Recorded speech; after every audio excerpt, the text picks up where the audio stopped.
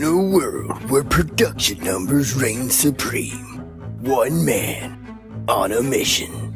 Verbal garbage. What's up, everybody? Another episode of Verbal Garbage coming at you hot and live. Today, I got my boy Fred on the line. And Fred, real quick, just so you know, that is like, my name's Frank, but my dream name has always been Fred. That's kind of what a lot of my friends call myself. So if you don't mind, let's get right into it. Tell the people a little bit about yourself and where you're from, all that kind of stuff. All right. My name is Fred Stewart. I'm from Portland, Oregon. I'm a ghost hunter. Run a podcast all about ghost hunting and ghosts and aliens and cryptids and true crime and all that fun stuff. Fuck yeah. Yeah, man. It's just spooky shit. That's what we do. I love it. So is that a solo podcast? You got a co-host? How's that work? How many episodes you do? What's it called? Tell the people a little bit about it. So my co-host is my fiance, who's sitting right behind this lovely backdrop that I have. Hell yeah.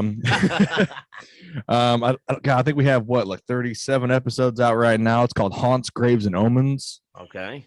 It's we kind of just bounce around between topics each week, and we'll do some really fun ones. Like we do ones with we had one with our friend named Adam Posse, who's rated the funniest man in Portland.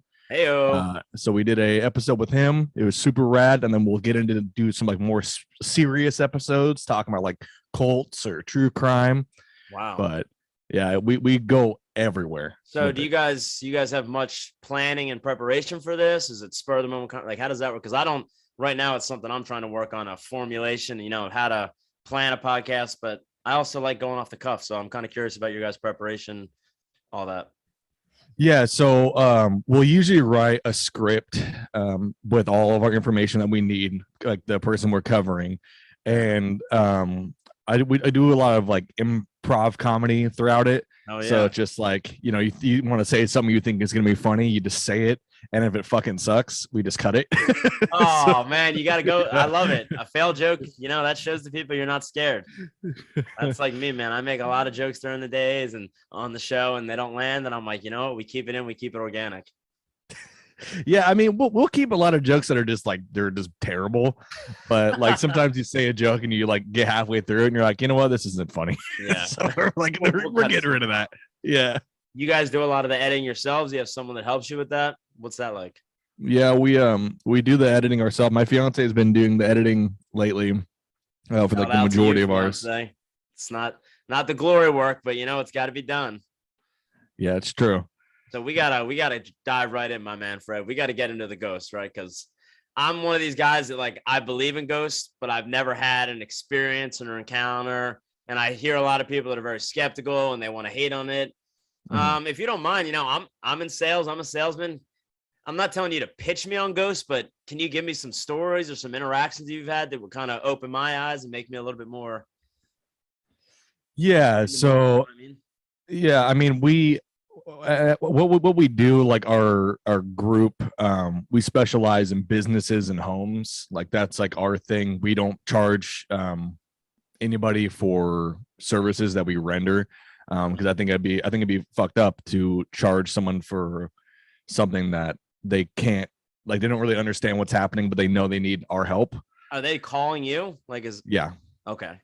Yeah, we've been called in a couple times to investigate some places, but like for example, we had one that was really interesting of it's a business that's kind of like downtown from where I live.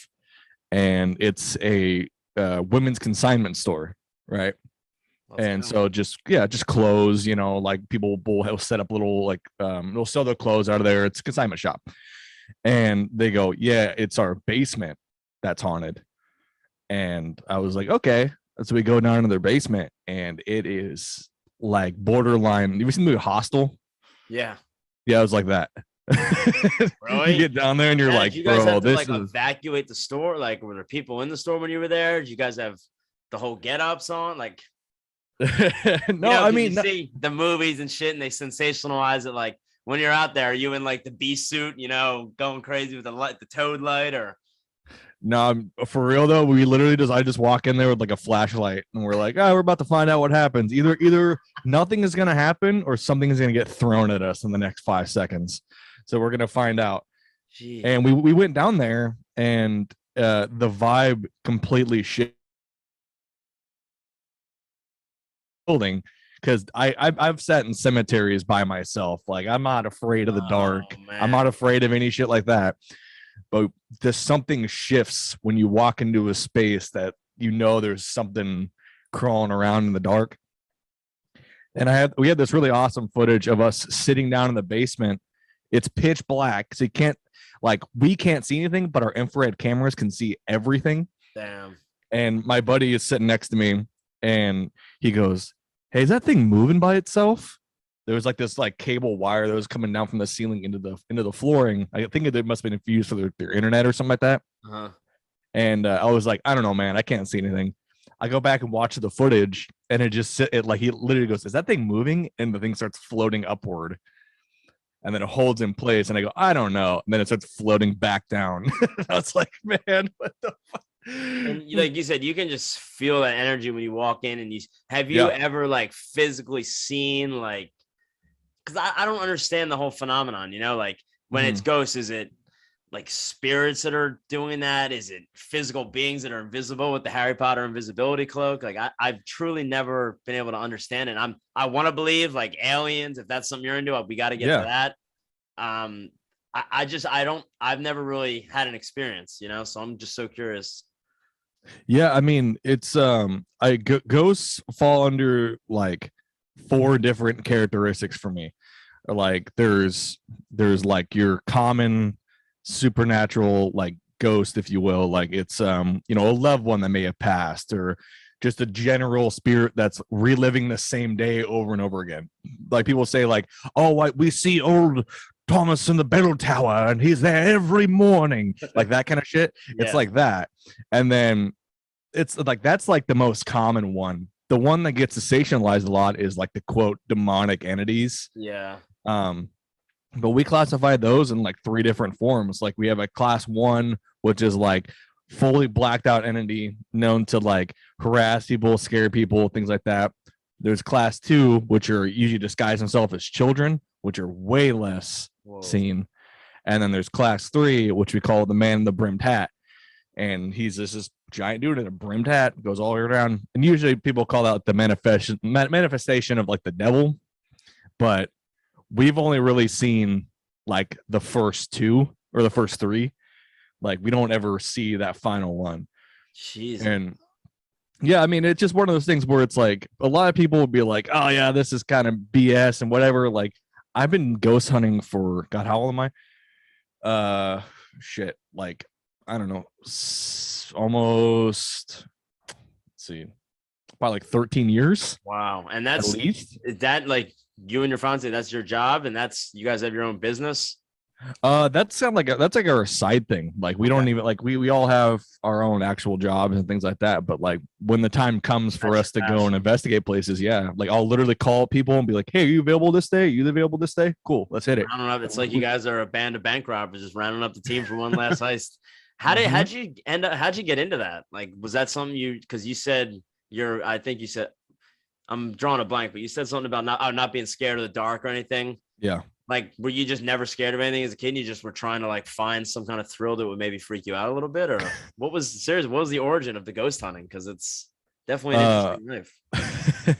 I've always been, according to my mom, who's since passed, she always told me that I had a connection to the spirits and supernatural, and I was like, okay, because I told her when I first started ghost hunting, and she was like, "Yeah, you've always been doing that." Huh. Whatever, I don't know what that means, but basically what she said was, when I was just getting to talk, my grandfather on my dad's side had passed, and she hears laughing from a little child, and hears me obviously, walks in to see what I'm laughing at, and I'm sitting in front of my grandfather's chair, and she goes, "What are you laughing at?" And I go, "Grandpa," and then the chair starts moving by itself. And I had a whole bunch of stories like that of me playing with rolling a ball into a room and a ball coming back to me. The real life Harry Potter. Yeah, really, dude. Seriously. So I've just always been connected to it. And once I got old enough and I was like, I'm just gonna start investigating my house that I was living in, because my house is crazy haunted. What, And then like hearing creaks or noise, like what's the? oh no, Way more than that. way more than that.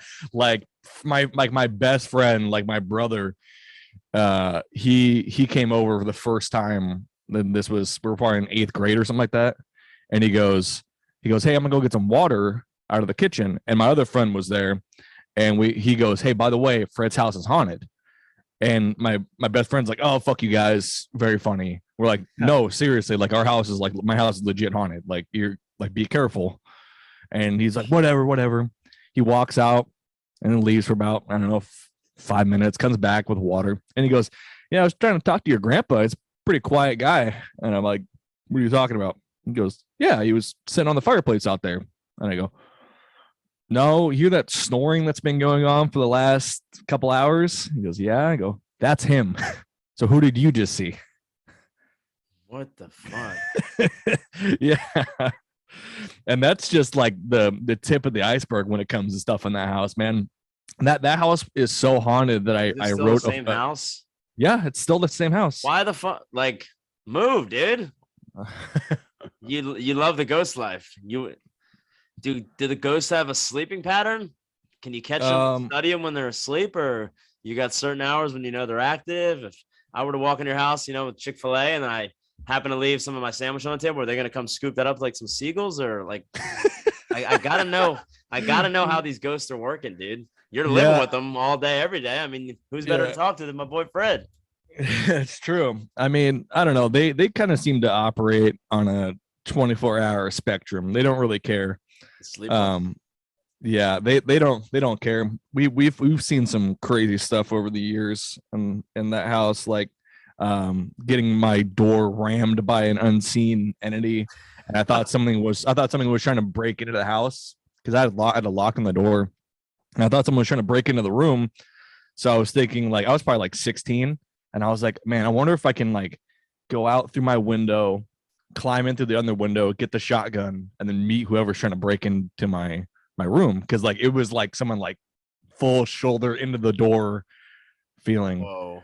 And I called with the shotgun shells. Oh, dude, I would have been throwing some rock salt in there and start dumping rounds down a hallway, full supernatural, man.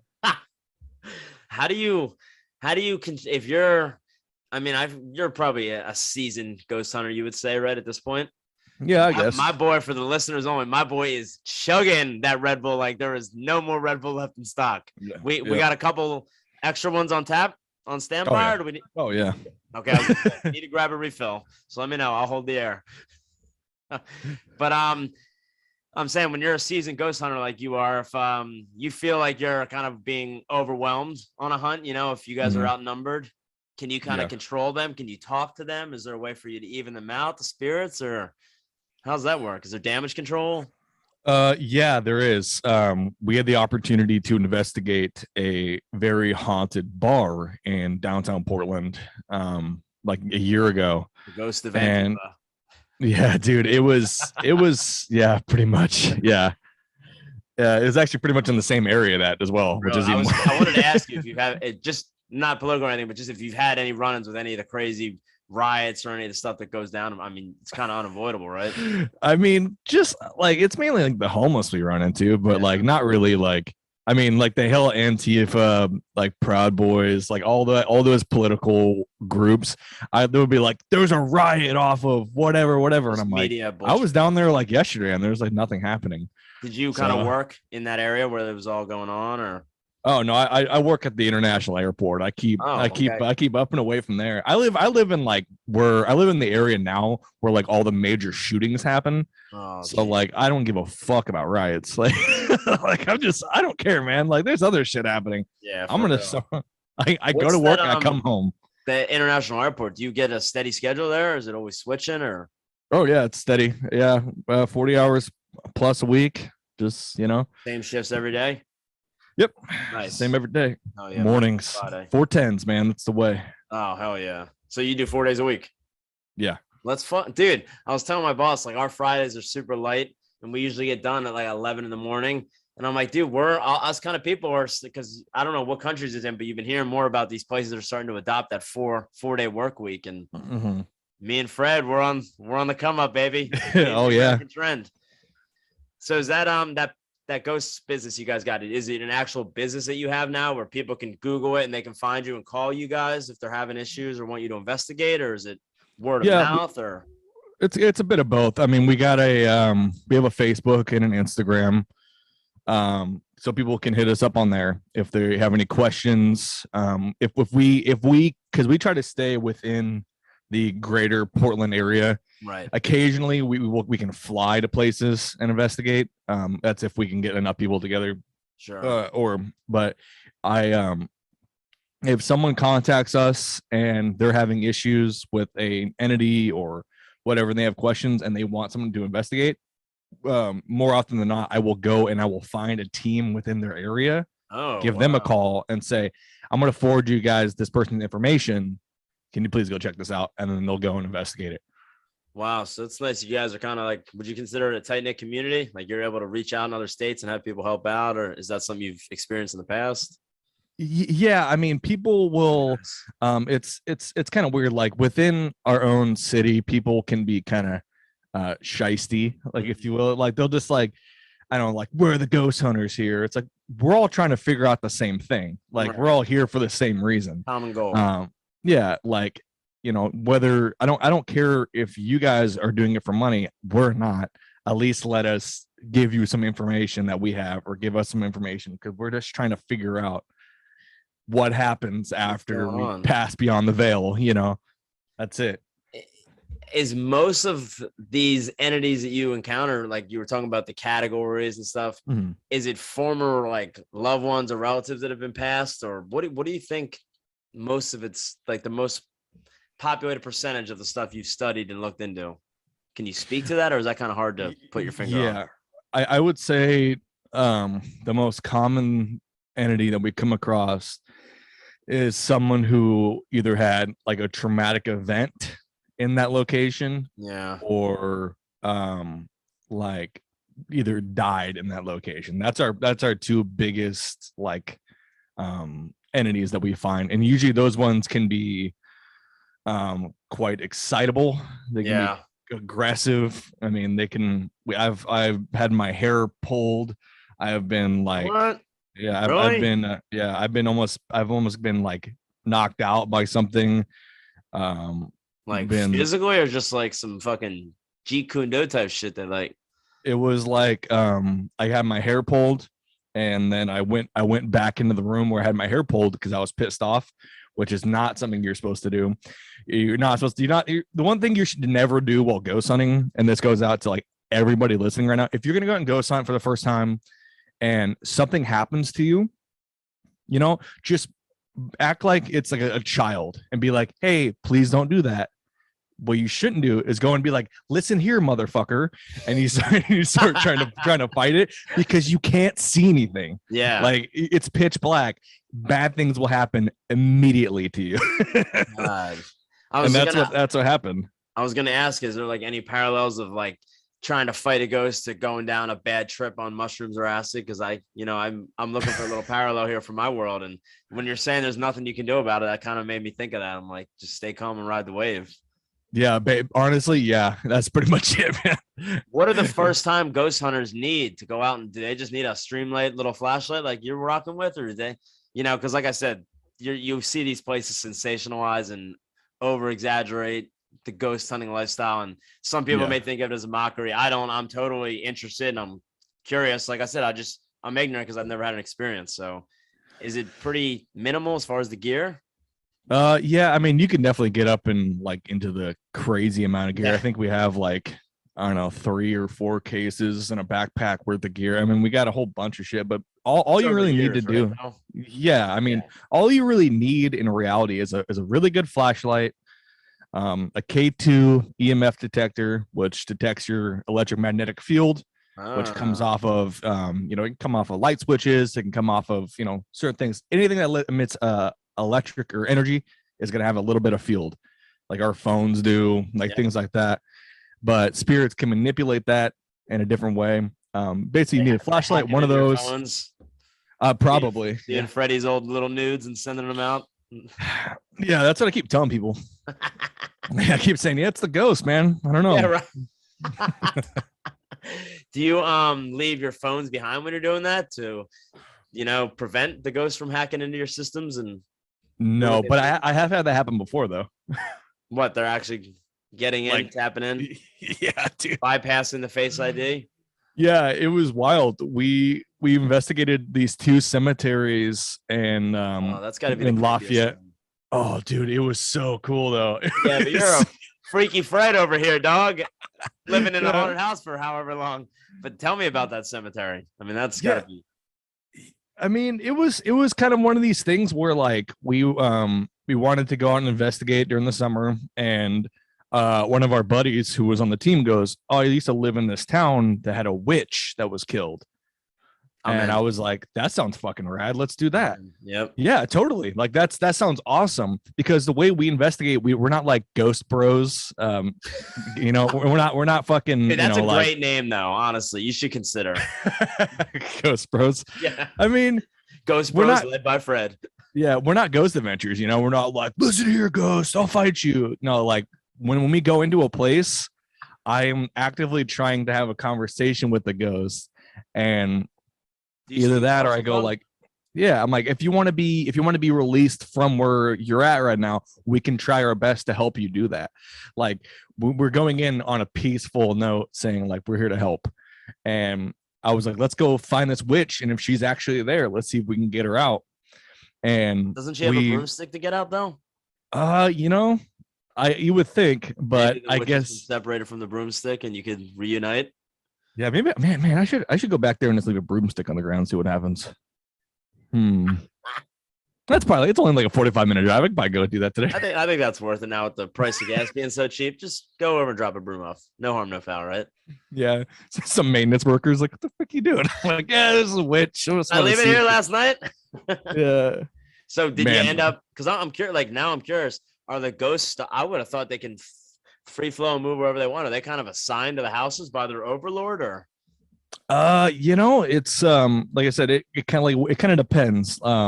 That witch, she seems to only haunt that cemetery, and there's a little orchard that like is behind it. Because I think so. Very nice. You get nice apples up there in Portland? Washington's like the apple state, like they're known for it, so it kind of bleeds into Portland. Let's go.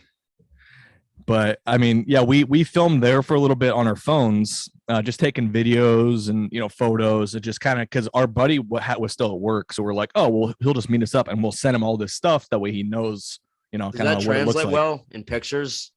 Yeah, it does. Okay. Yeah. And we went there, and then we went to another location that I can't really say because we kind of technically broke in, but but it was squatters. Ghost squatters. Yeah, I mean, it was a cemetery that no one goes to.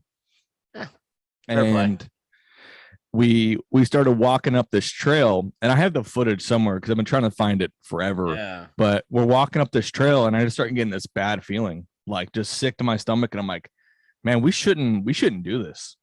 Like something's telling me we shouldn't be going up here. And my friend's giving me shit, and he's like, "Oh, you're a fucking pussy. Ghost you're pussy." fucking scared." Yeah. And I'm like, no, dude, like for real. Like I feel like something's waiting for us on top of this trail. And he's like, whatever, dude. You're just trying to scare me. I'm like, I sit in cemeteries by myself. Like I'm not afraid, but something's wrong.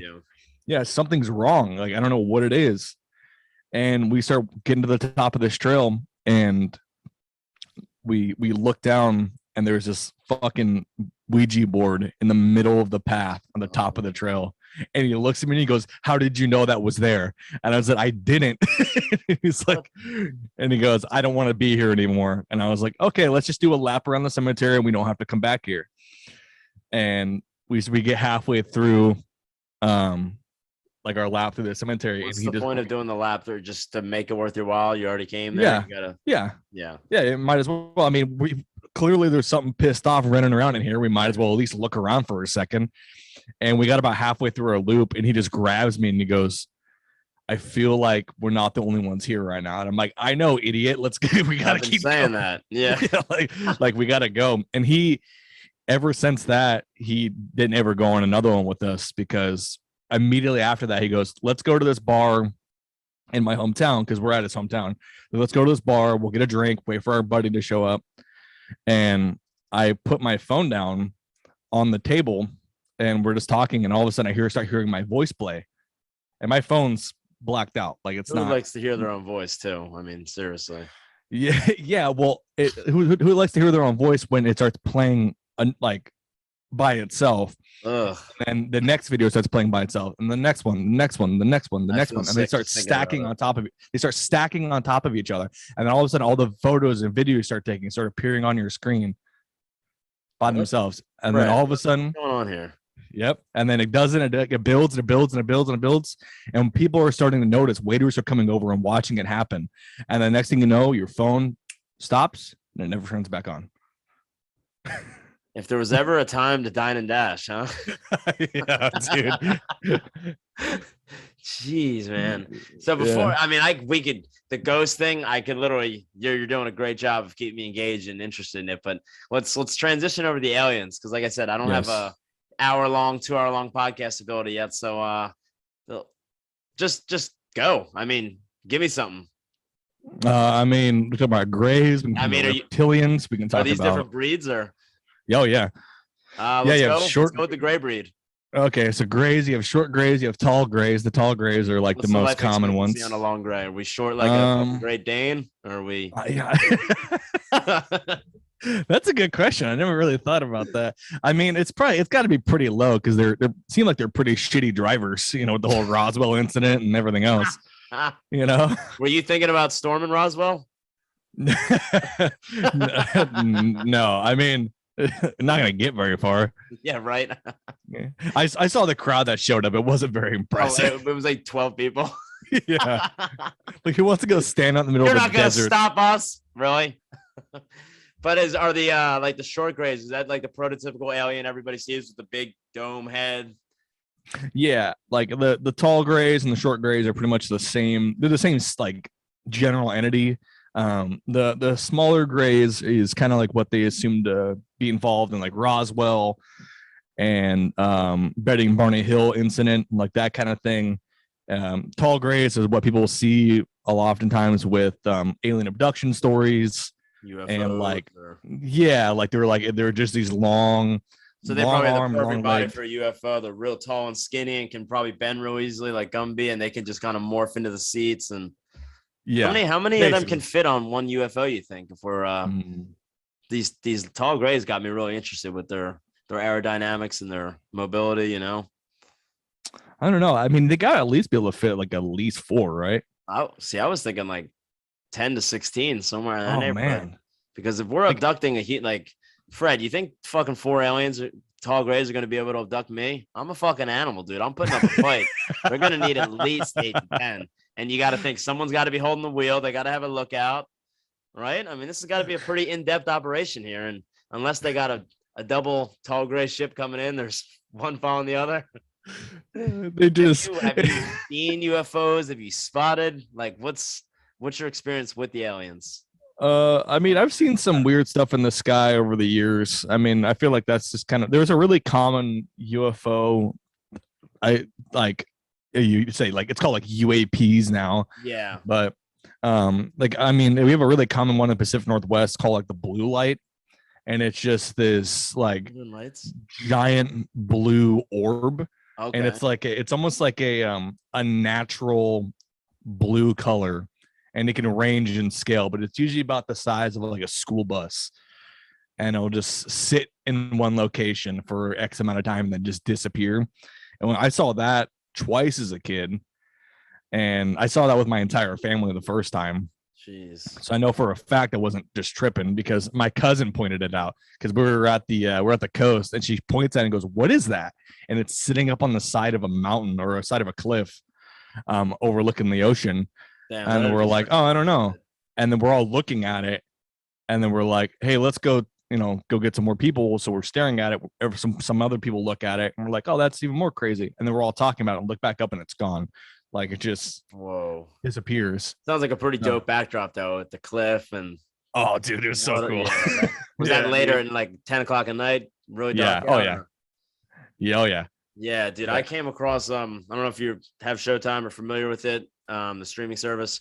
They had a documentary came out like, I don't know, 8 months ago, all about UFOs. And dude, they have military stories in there and like super legit people telling all these insane stories that you can't just make up. And they have some videos, the military videos of some of these crazy things flying, going, submerging themselves into water. And you know, I get it. Some people aren't fully on board with some of this stuff, but how could you be Mhm. so quick to dismiss that we're the only intelligent life form in this whole Yeah. entire?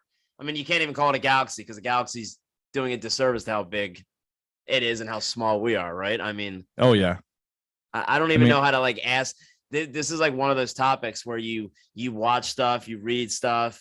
Like I've done a fair amount of, I'm not going to say research, but I've familiarized myself enough, and I still don't know how to form like an intelligent question to ask you, because you start thinking about the scope of what's up there and out there, and it just starts making me lose my mind. Can you help me get out of this funk real quick? yeah. I mean, I guess I can kind of do it with a quick story. My great grandfather was a test pilot on Nellis Air Force Base, which is known as Area 51. Yeah. He tested the B2 Spirit and I want to say the SR-71, but I can't remember off the top of my head. B2 Spirit for sure. And they did test flights out of Area 51 when they're developing the technology for it, right? Around what year was this? Like Oh man, I can't 40s, remember. 50s? Probably around that time. Okay. Yeah, I want to say 40s, 50s probably would have been like the SR-71, but that might have been even earlier than that. Jeez. But they did a test flight and they came back down and they parked their aircraft into a hangar, and their whole thing was like, you do your test flights, you fly around for a bit, come in, do a debrief, and then figure out your plan for tomorrow for the next thing or whatever. And they parked the aircraft, they put it in the hangar, they're good, and he's walking down to go do a debrief, and he noticed that one of the hangar doors is open, and it's a secured facility. So he's like, oh, someone probably fucking forgot to close this, And he looks in, and he said there was this giant craft that was like at least a football field wide, just floating there. What? And he was like, that thing's badass. I want to fly that. Like, I don't know what that is, but that's super cool. Not thinking it's aliens. Gets the doors closed, goes and does his debrief. As he's doing his debrief, security forces come in and they go like, cook, and they like, yeah, and he go, get up, like you're coming with us right now. And they take him and they go into a lower section of Area 51. And they go, you're now, like, what you just saw was real. It was extraterrestrially made. It's not ours. You are now going to be getting clearance level majestic, and you're going to be doing test flights alongside those beings. And he claimed to me that he saw grays, and he met these grays, these tall grays, and he talked about how when they had to punch in to get into their secured area, he would pull at his badge, it said majestic, it had an M on it. He would put it in this machine, and then he had to like slide his hand onto it, almost like a early version of biometrics, right? But it would measure the length. To get into Undercover Brother, remember that? Yeah, I mean, kind of, but like it would measure the length of his fingers. And he just told me all these like little things, and as a kid, I was like, "This is Grandpa's just fucking going off the handle." Losing his marbles, yeah. Yeah, I mean, it makes sense. But as I got older, we listened to Bob Lazar, who is like, what I'm talking about? Yep. Yeah, he talks about clearance level majestic and how they had to use these early biometric hand measuring devices, and they showed a photo of it, and it's identical. Oh. Yeah, dude. I was like, so he wasn't lying. He was actually telling me the truth. And you got like, one of the most famous people, the most famous person ever associated with any of that kind of stuff, putting what your grandfather or your great grandfather said, into concrete form. That damn. I know, dude. I was like, man, that's fucked up. So they're out there. They're out there somewhere. You guys have on the Pacific Northwest. Is that a pretty nice area to see? Like, you know what I mean? Some like down here in Southwest Florida, when I'm looking up in the sky, we get really good views of, I don't know if it's other planets or stars or so much shit, but much more so in New Jersey because of how low down we are. But you guys got pretty good views of the skies and. Oh yeah. Yeah. I'm curious if that's something that's pretty. I don't know where a lot of these UFO stories come from, but I'm curious if it's an area like I was going to ask with ghost hunting too. Is that a pretty potent area where you're living for some ghost stories? Because I know like the hunting Bigfoot days, that was big out there, right? Yeah. Did you ever dabble in that and go looking for our boy? We actually have a really funny story about that. Let's go. We were at this place. It was called the Yale Reservoir. It's in like northern Washington or like up in Washington. And it's just a reservoir that goes through this little river. And we had a family friend that owns a property overlooking the Yale, like the river right there. And we do what any buddy does in the Pacific Northwest while camping and just get blackout drunk. And we're being loud, we're being obnoxious. And we hear this boat, we see this boat coming up the river, and it's got all these huge bright lights on it. And there was a camera crew, and they were filming some like Bigfoot documentary. Oh, fuck yeah. And this guy has this thick British accent, and he's just like, "We're looking for the elusive Bigfoot. We know he's out here in the Pacific Northwest, and now we'll play like ape noises in order to find him." And they start fucking playing like chimp noises and like gorilla noises and shit. Oh my god! And just my uncle just, my uncle starts going argar largar, argar largar, argar largar, and we all start doing it. We're throwing rocks and shit, and we're like argar largar. And they try to ignore it, and they're trying to ignore it, but that's the only thing you can hear. Did they see you guys at first? No. So they knew it was. I was gonna say, did they maybe think it was Bigfoot at first, or did they think it was humans fucking with them, or? Yeah. And I guess they never. They used figured that it out pretty quick. Yeah. So out there, somewhere out there's like Discovery Channel or History Channel footage. Yeah, of me at like 17 throwing rocks, and we're all jumping them down like chimps. God, dude, what we would do for access to that these days. Oh, I know. But I mean, people have seen, family members have heard Bigfoot or seen Bigfoot or whatever. That's just a Pacific Northwest. Yeah. Fucking whatever, you know. It's a pretty cool area though. You know, you got all the Loch Ness Monster maybe rumored out there, Bigfoot, the ghosts, the goblins, the ghouls, the aliens. So oh yeah. Kind of jealous, man. It seems like a pretty dope spot to live. And I do it with every episode when I got a guest on. I can never stop rambling. We got about a minute left, so I'd love to give you this time to just kind of plug all your stuff out there, Fred, and let the people know where to find you and hear more of these awesome stories. All right. Yeah, you can check us out at Haunts, Graves, and Omens. Canadian. Oh, fuck yeah, bud. You can check us out on Haunts, Graves, and Omens, okay? It's going to be Spotify, Apple Podcasts, wherever you get your podcast, okay, bud? We stream once a week on Twitch. You can find us on our socials at HGO Podcast. And if you're looking for some supernatural help, you can do HGO Paranormal Research on Facebook and Instagram. That is officially the greatest plug of all time on Verbal Garbage history. So I just definitely, I'm going to check your stuff out, man. I'm really excited to listen because this has been awesome. I'd love to do it again if you're ever down, and just really want to thank you for coming on, and thank you for all my listeners, and go check Fred out and support him. All right, man. Thank you so much. Fred. Hell yeah, brother. That was awesome, dude. Thanks so much. Yeah, dude, for sure. We'll do it again, bro. Right? Oh, I'm super down, man. That was fun. Yeah. I'd love to come on yours one time if you're ever down. Oh, dude, bet. If you want to talk about some aliens or ghosts, if you have a topic or something like that you want to talk about, we'll research the fuck out of it. All right, bro. I'm definitely gonna be in touch. All right, bro. All right, See you.